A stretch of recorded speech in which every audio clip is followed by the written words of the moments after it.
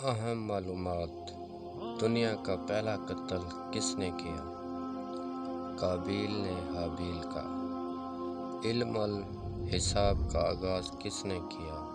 حضرت ادریس نے۔ ابو البشر کس کا لقب ہے؟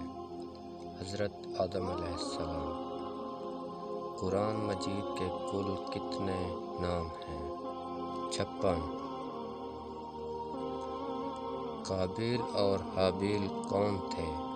حضرت آدم کے بیٹے۔ اسلام کے پہلے مؤذن کون تھے؟ حضرت بلال۔ قرآن مجید میں رکوع کی تعداد کیا ہے؟ 558۔ قرآن مجید میں کتنی منزلیں ہیں؟ 7۔ قرآن مجید کتنے عرصے میں نازل ہوا؟ 22 سال 5 ماہ 14 دن۔